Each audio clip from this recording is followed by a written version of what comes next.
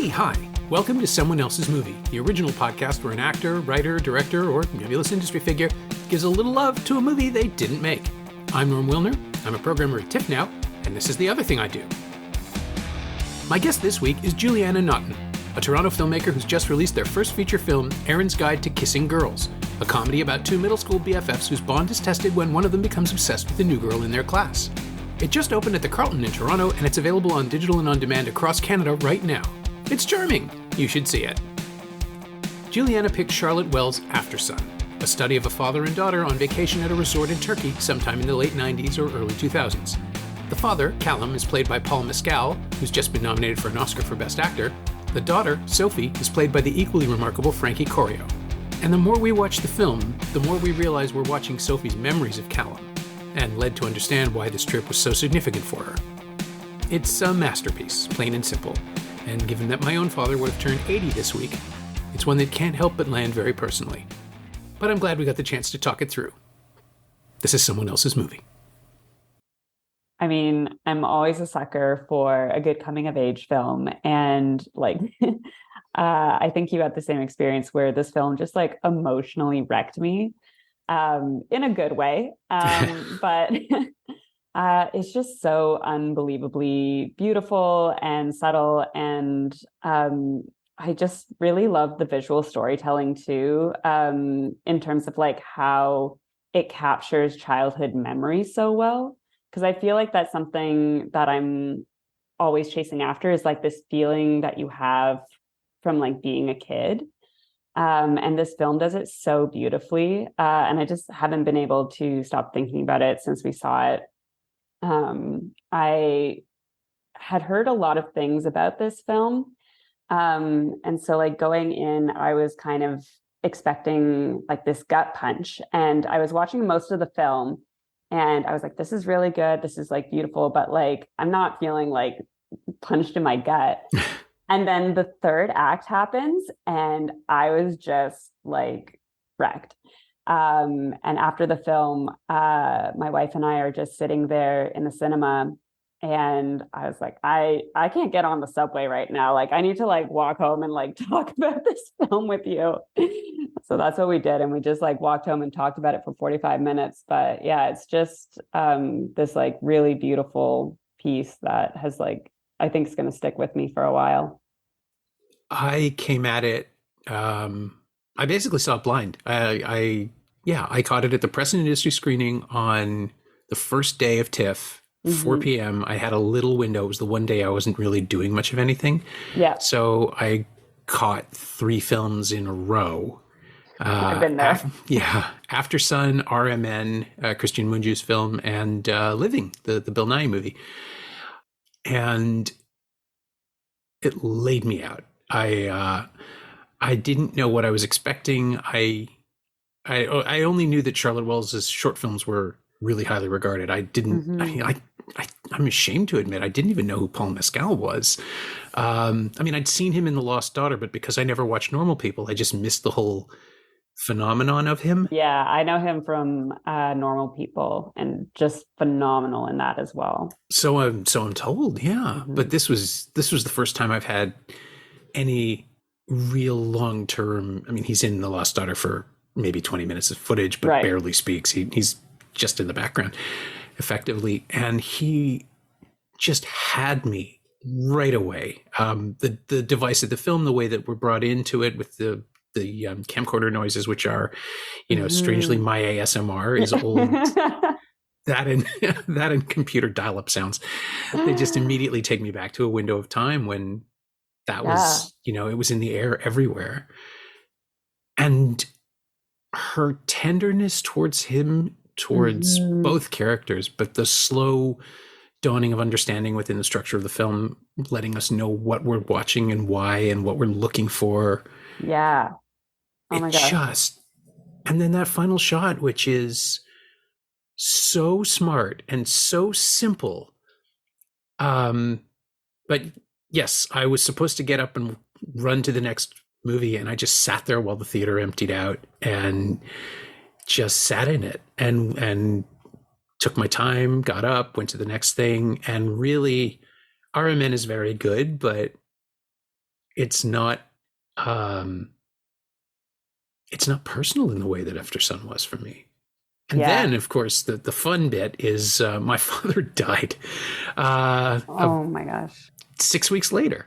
And that was the week Aftersun came out theatrically, and I had to write the review after the fact. Oh my gosh. For my newsletter, and just it was good. It was purgative in a really strange way. But it was one of those things where I wrote the review from memory. I didn't want to revisit the film because I just wasn't ready, and I don't know that I am yet. Because the idea that you're with this ghost, you're with this adult person, the person that the kid will be. Yeah. Looking at this footage of a vacation that I'm assuming she doesn't remember fondly, but which is now sort of the Rosetta Stone of her entire adulthood because she's trying to understand her father and therefore herself, right? Like it's that reversed origin story that that we all go through when we reach a certain level of maturity, where when you finally see your parents as people rather than caregivers, and you understand their flaws and their failings, and you just get caught in this loop that isn't melancholy and it isn't sadness, but it also kind of is. And there's this ineffable quality to that experience that I think this is the first time I've seen a film capture it. And if I hadn't seen it at the festival, if I hadn't caught up until after when it was released, I think it would have actually destroyed me. Instead, it would, it merely wrecked me. Yeah.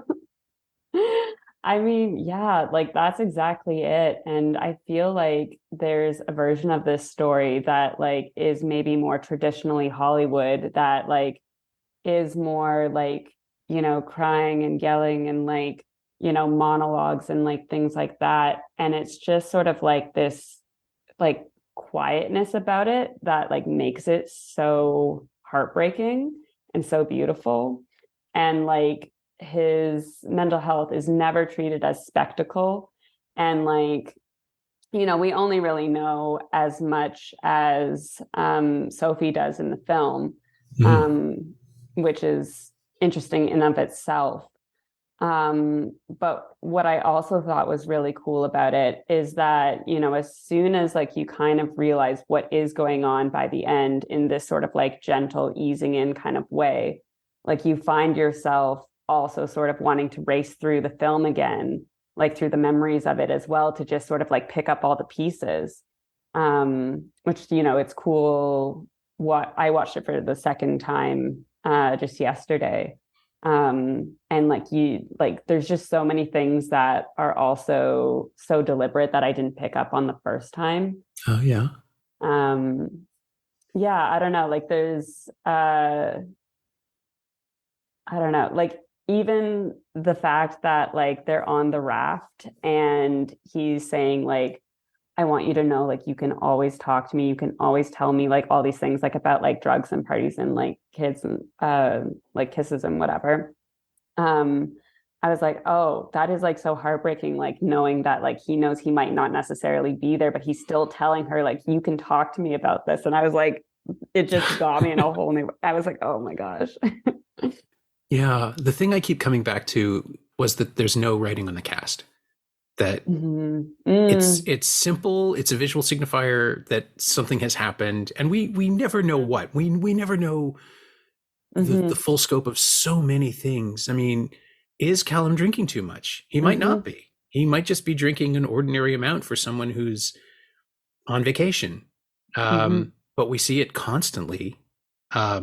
And so you're just led to question, like, is that self-medication? Is that in some way connected to the misery that we're seeing elsewhere leaking out of him? Or is it just him functioning or pretending to be a person on holiday, right? Yeah. Like in his moments alone, when Sophie's not there and we get to see him, which is of course the thing that I know at least two people who are pissed off about that, the fact that it isn't just found footage.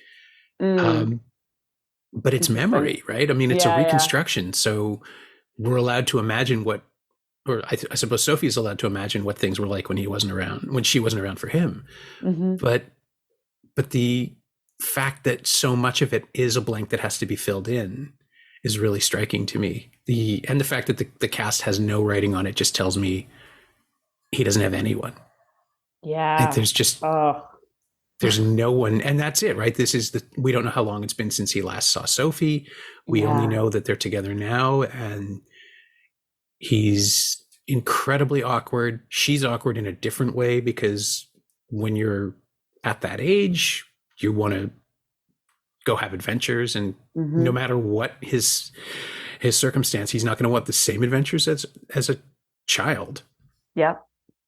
And she's figuring out who she is and going off and experimenting with things, and he's trying so hard to be there for her, but some part of him's already gone, and like that's the ending. That's the whole film over and over again, is just showing us the gap between them that's getting wider and wider until it isn't even metaphorical anymore, and it's just this absolute shocking loss that's been waiting the whole time. I mean, it's a film about the dread of losing a parent. Yeah. Even if you don't know it at the time. I don't know how you do that. I don't know how you infuse a film with that. And it's obviously Morven Caller comes up as a point of comparison, and she's said that she pulled from it in a number of ways. But the emotional tension is just so unique to this film and so powerful.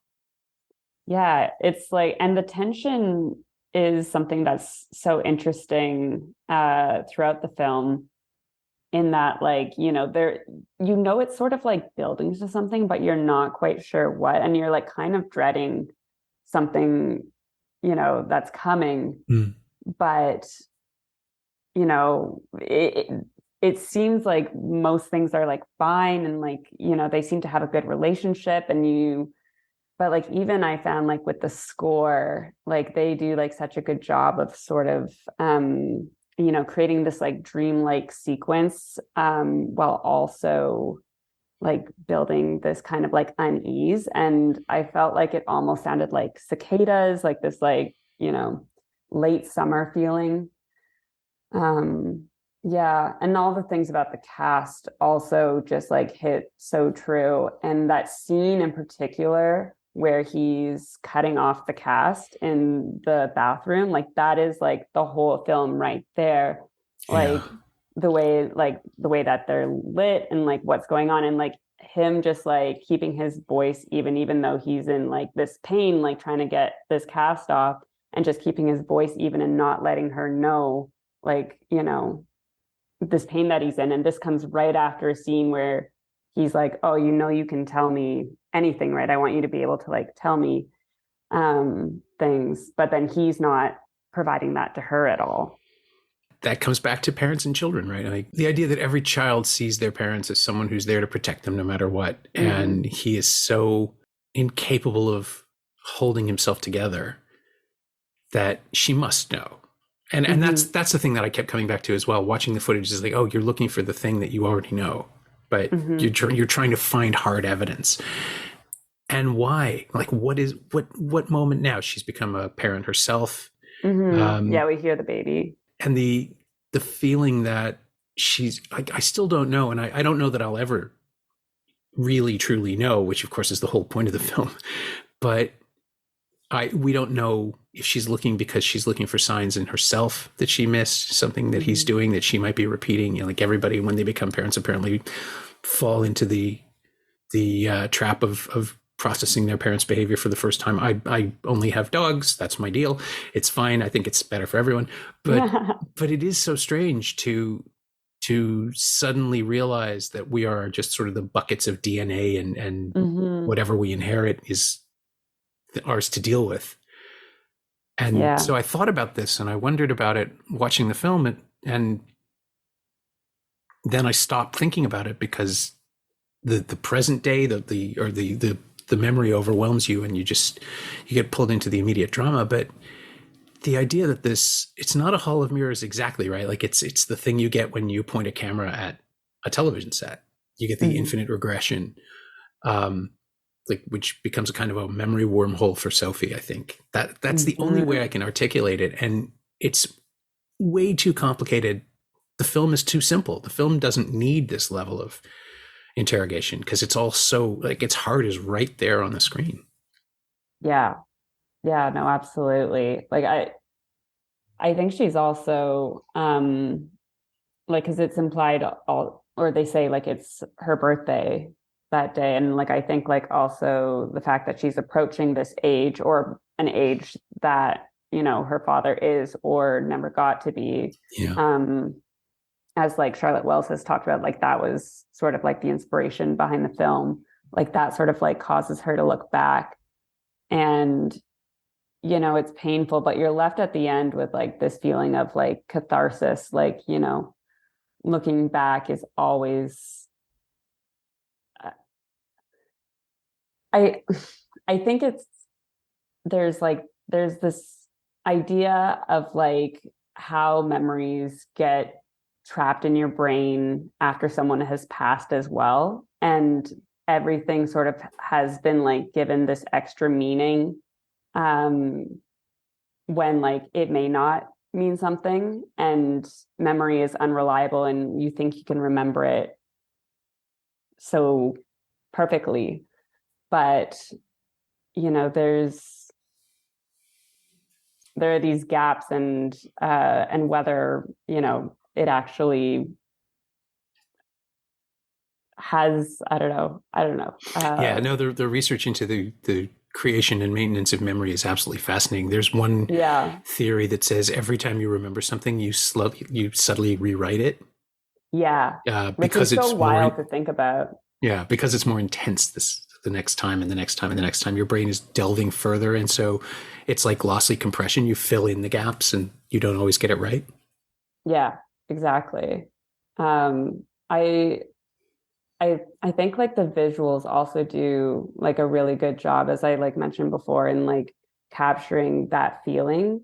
Because I don't know if it's just me, but like when I remember being a kid, like I remember things sort of like in a hyper focused kind of way, like noticing the texture of like a carpet or like playing with like the rings on my mom's fingers, or like I was walking down the street the other day and I was like, oh yeah, I always used to notice like the date stamped in the sidewalk and all these little things that like, you know, you pass by when you're grown up and you've got like too much going on.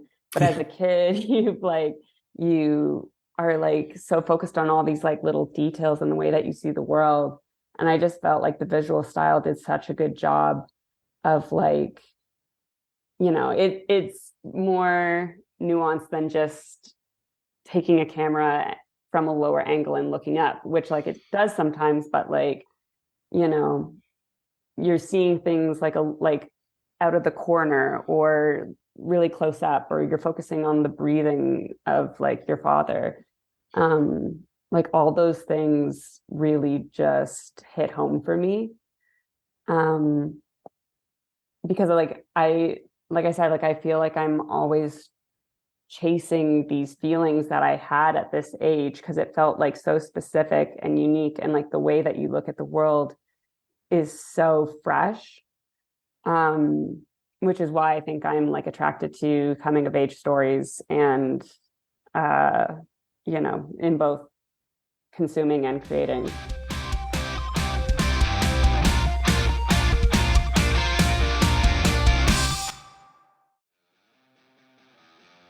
Hey, it's Norm, interrupting my own show to bring you up to speed on Shiny Things, my twice-weekly newsletter about physical media, culture, and the odd streaming project. Last week, I wrote about Universal's symbiotic releases of She Said and Tar, and spun up Shout Factory's 4K edition of Zack Snyder's Dawn of the Dead to see how well that movie holds up. Turns out, pretty well. Sign up for a 14-day free trial at shiny-things.ghost.io or find a link at the Semcast Twitter account. Look, if I don't write about movies, I'll definitely die. Come check it out.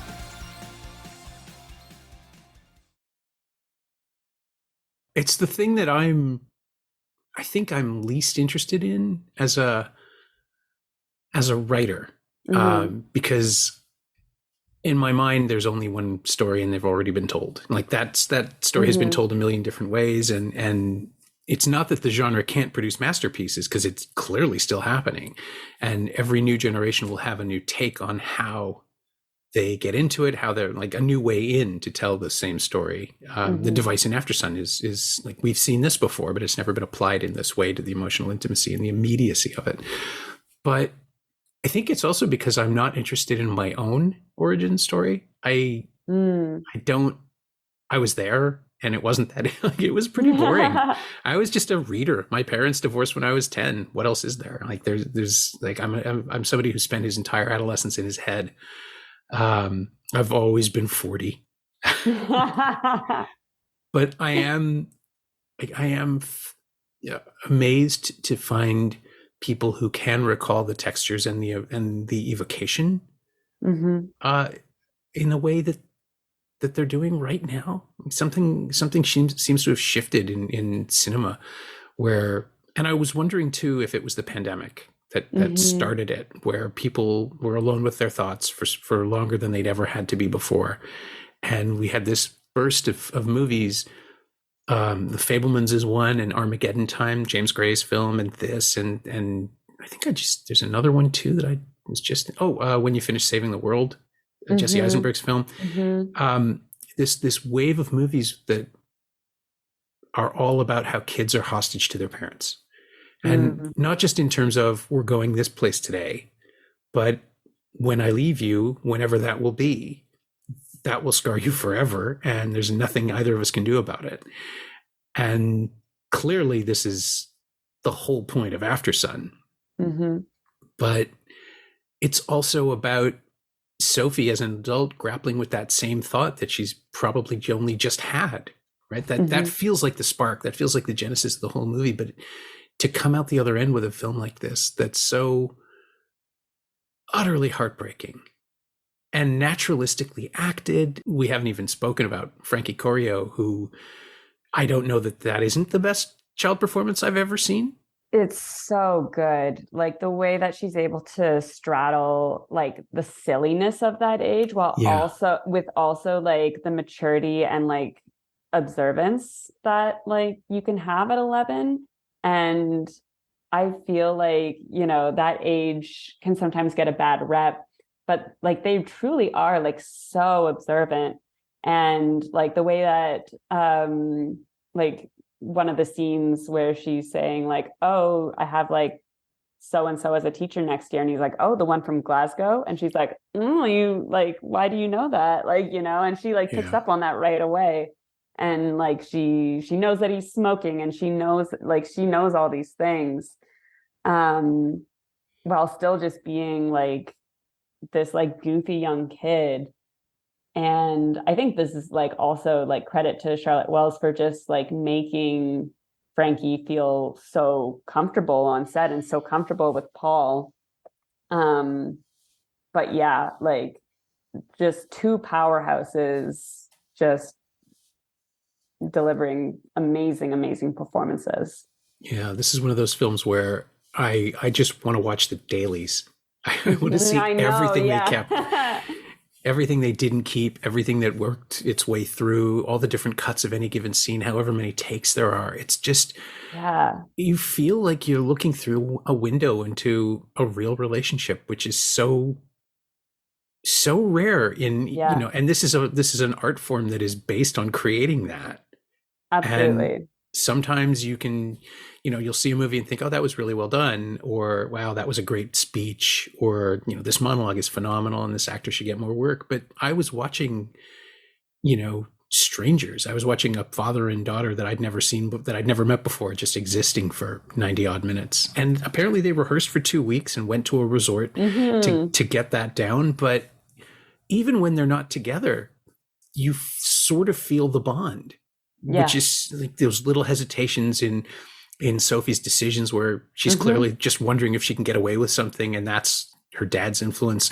And Callum knowing that there's an entire relationship between Sophie and her mom that he's simply locked out of. The scene with the rug, right, where it's clearly a thing he's thought about doing, and the rug is just the device. The rug is the excuse.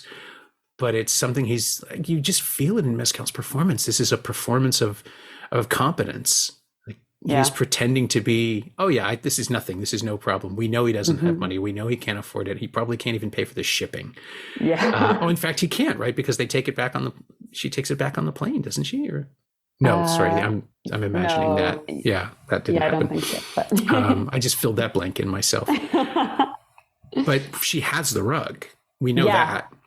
Yeah, I think like that was the moment in the film it clicked for me. Like, oh, he's not there, and oh, it was probably suicide. Yeah.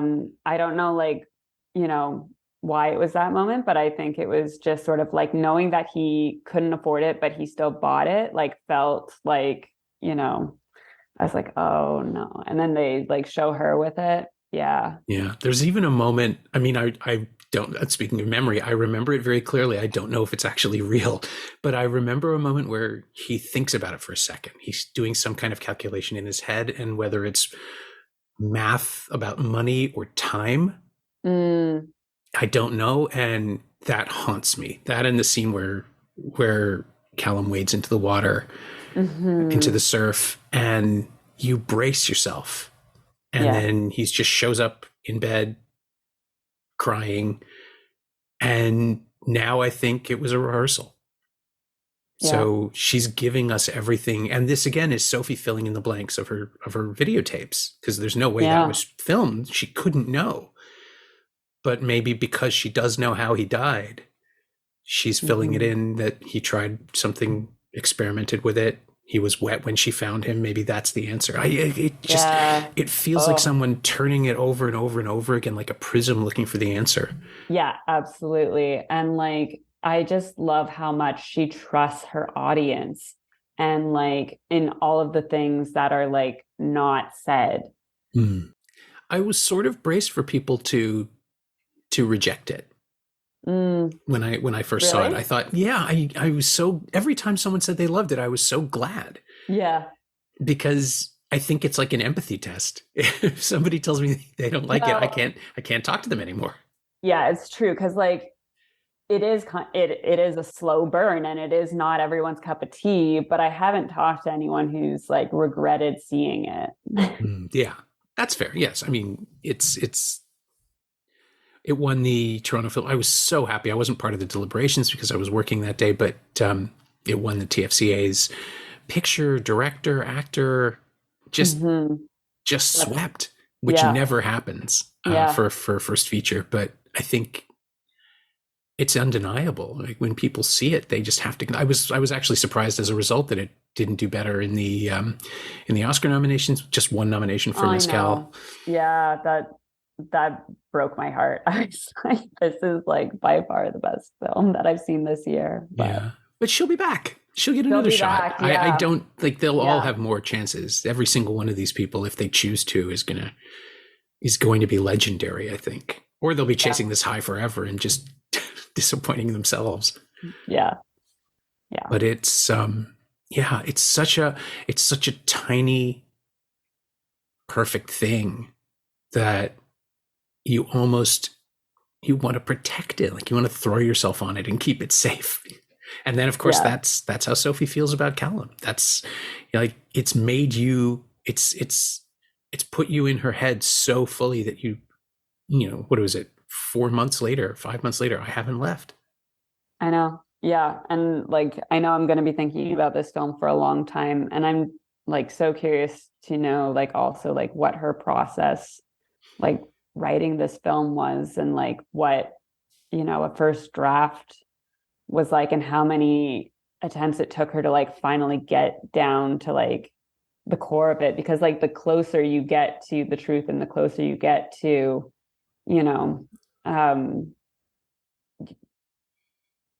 your memory of it, the more painful it is, and the more gentle that like you need to be with yourself. And it's really something you just don't want to be the person who breaks it.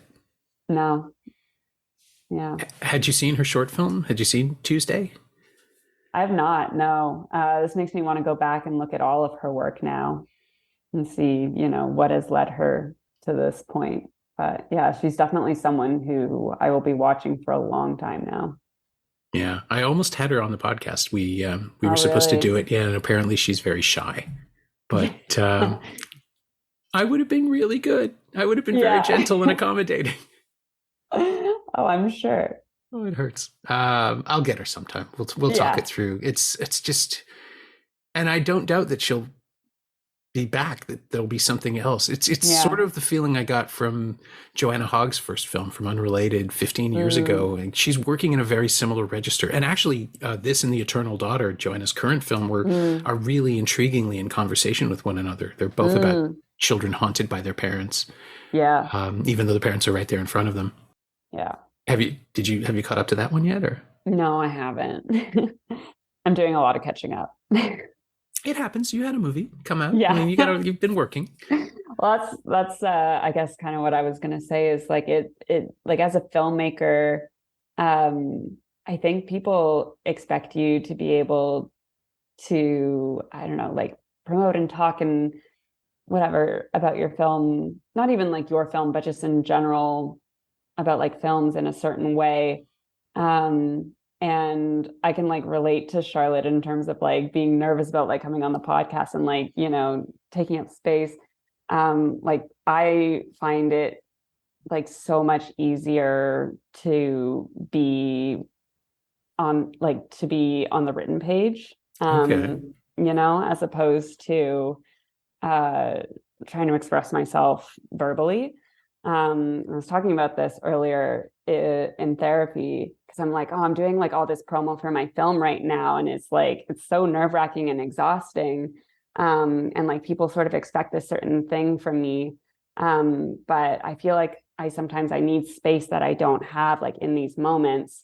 Whereas like when I'm like writing, I can just sort of like edit it and like make it perfect and like put it on the page and like have that space there. So, I can understand when sometimes filmmakers are hesitant to like do all of like the interviews and promo stuff, and they're like, that's not why I got into this. Yeah, I mean, certainly Aftersun speaks for itself, as eloquently as anything can. It really, there's no question what it's about. It's just the mystery of it that you never stop unpacking. Yeah, absolutely. But I did want to talk about your film as well, because Mm-hmm. it's very charming, and also you shot at one of my favorite comic book stores in the world. So we really need to get into that. I guess the key question is how autobiographical is it? Like, how much of you is in there? Yeah, I mean, I've been sort of calling it a love letter to my younger self, and by that I mean it involves a lot of the big feelings that I was having when I was 13, 14, like being in grade 8. While I was writing the film, I was rereading my grade 8 diary, which was like so cringy, but it sort of like highlighted for me just like all of these like huge emotions I was going through at that age of like, having crushes for the first time and being in fights with my best friends and thinking about high school. And yeah, so like the film is capturing these big feelings that I had at that time, but looking at them through a queer lens, which I was not really afforded the luxury of knowing about myself at that age. Mm-hmm. Because I think in part because there was no queer characters or queer media out there where I could see myself represented. And I went to a Catholic school. I didn't even know my sexuality was an option. So I didn't come out till much later in life. And so I wanted to create a story where a character got to be unapologetically themselves and out at this age, both as sort of catharsis for my older self and also like for the younger generation who, is able to identify these things about themselves so that they can see themselves represented positively. Yeah, we're in a wave now where, there's queer content everywhere, and a Mm-hmm. generation is going to grow up never imagining that it's hard to find or that they weren't represented. It's remarkable because when I was a kid, there was nothing. Like there was No. really nothing that acknowledged anything other than heteronormative. Like it was the 80s. It was Yeah. horrible. When you look back, it was, John Hughes was the model. Yeah. Heteronormative, male driven, guy on girl, for lack of a better term, pursuit. And Yeah. maybe there was, a coded character within the John Hughes realm. You get Ducky, basically, from Pretty in Pink, who's still straight, but who would now be the gay best friend. Like although you still end up wanting him to end up with, okay, it's complicated, but but it was never allowed. I've been looking at some stuff produced around that time for a retrospective that we're thinking about doing, and everything comes with a content warning now, just in terms of how rampantly misogynist and homophobic, and the gay panic jokes are just everywhere. And now it's just it's so great. Like I find myself, I'm maybe a 2 on the Kinsey scale. I'm pretty straight, but it's so terrific to see a breadth of experiences and a breadth of not even sexualities, but attitudes and personalities be included. Yeah. And the movies we're seeing, stuff like Soft, which premiered at the festival, and is not about, or Lucas Daunt's Close, which are films that aren't really about coming out or coming of age, but they sort of also are, and they're just, the sexuality and the gender aspects are just part of it. It's just there. Yeah, exactly. The expectation is not that they will be applauded for including this content. It's simply the story they want to tell. Yeah. Right. The framework is different. And so a movie like Erin's Guide to Kissing Girls can just be there and be one of a dozen right now that are worth seeing and have things in them that people will hopefully bond to and carry with them. Yeah, absolutely. And I think it's like also so great to see younger ages being represented also, because with kids having access to the internet 24/7, they are able to learn things about gender and sexual identity that I never had the option to until I was maybe late in high school, more university. And so they're looking to see themselves represented, and a lot of the mainstream queer content that exists out there starts, grade 11, grade 12. So it's nice to see some younger queer characters and positive queer stories that are being told that they have access to. Well, that's it, right? When there was an independent feature in the 80s, or I guess it would be the late 80s, early 90s at best, it would be things like, well, when was Go Fish? That was 92 and 93. And they're adults. They're fully formed. Yeah. Kids weren't allowed to have that representation because, well, the moral majority at the time would have just had a stroke. And but they were, Jesse Helms was actively chasing the NEA for Todd Haynes' Poison. And there's just no possibility of a clear-eyed representation of queer characters. That's only 30 years ago. Yeah, no, it's wild. It's nice. It's strange to see how quickly it sort of flipped. And you can forget very easily that it wasn't that long ago that there was literally 0 characters. I'm trying to think about the first queer character I would have seen on screen, and the only one I can think of that comes up is Damien from Mean Girls. Oh, yeah. And he's just sort of a throwaway character. But that was probably the first time I ever saw a gay character who was just, existing his gay life on screen. That wasn't just queer coded. But, And what was that, 2004, 2003? Yeah, something like that. Yeah. Oof. I'm sure there were others, but... Oh, me too. But in terms of what I had access to as a kid, Yeah, you're coming up at that time and that's what's there. Yeah, because there's like movies like Mysterious Skin and whatnot that existed, but like I was not watching that at that age. Exactly. And maybe there's a generation that gets tricked into seeing My Own Private Idaho because they heard it's based on Shakespeare. That's it. Yeah, exactly. Well, I'm glad yours is out there. I mean, it's wonderful to imagine a future where this is just a movie, right? Like where it doesn't have to be categorized in any way, that kids will find this movie 10 years from now on whatever streaming services have taken over the world and they'll connect to it because it's just something that's there for them. I mean, I just as Charlotte Wells is trying, I think, to pay something forward with Aftersun and reconcile her own feelings about whatever her childhood was, because there's no way this isn't autobiographical on some level. I mean, she said as much about Tuesday, but I haven't really wanted to read too much into this just because that's so fair. Yeah, and I'm also not ready to think about that just yet, I'm pretty sure. Yeah. But there's so much in art that speaks to people because it's someone's story, because it's an existing truth. And the thing I love the most about movies like this and movies like yours is that I can connect to you. We've never met until today, but I get a sense of you, and it's just, it's a good thing. It's great to know people. Yeah. I have the best job in the world. You do.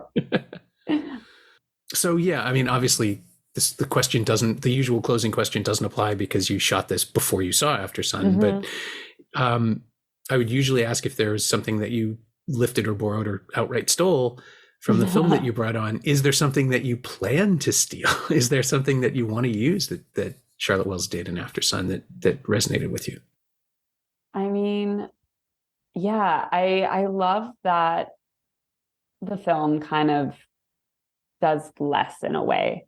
Like, I feel like there's a lot of like pressure sometimes when you're creating content to do more and make it bigger and,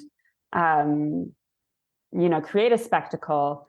And I love that Charlotte Wells kind of just focuses on like these small, intimate moments and like does them like really well, as opposed to just, trying to like pack it all in. Cause she could have, like, there is a version where like she really like goes into the backstory of Callum, where like she really, dives into all of like over explaining all these things. And so I'm going to be thinking about that a lot as I work on my next feature. I think it's just really beautiful, and I hope I can make a film like half as good as Aftersun in my lifetime. My thanks to Julianna Notten, whose charming first feature, Erin's Guide to Kissing Girls, is now playing in Toronto at the Carlton and available across Canada on digital and on demand. Thanks also to Brianna Hurley. She knows what she did. You can find Julianna on Twitter at Julianna Notten, all one word, and you can find Aftersun on Blu-ray in the UK as of February 20th under the Mubi label. It's also available to rent and buy on VOD platforms right now, and we've got it for rent at digital.tiff.net. As always, you can find me on Twitter at Norm Wilner, and you can find this podcast there at Semcast, SEMcast, and on the web at someoneelsesmovie.com. The first year of the show is still available for just $20 at payhip.com/Semcast. That's the first 52 episodes of Someone Else's Movie, 44 of which aren't currently available anywhere else. And check out my newsletter, Shiny Things, at shiny-things.ghost.io. I think you'll enjoy it. Our theme song is by The Last Year. If you like it or the show in general, please say so. Leave a review wherever you've been listening. Every little bit helps, it truly does. And check out the other shows on the Frequency Podcast Network while you're doing that. Stay safe, watch movies, wear a mask if you go out, get your booster when you can. I'll see you next week.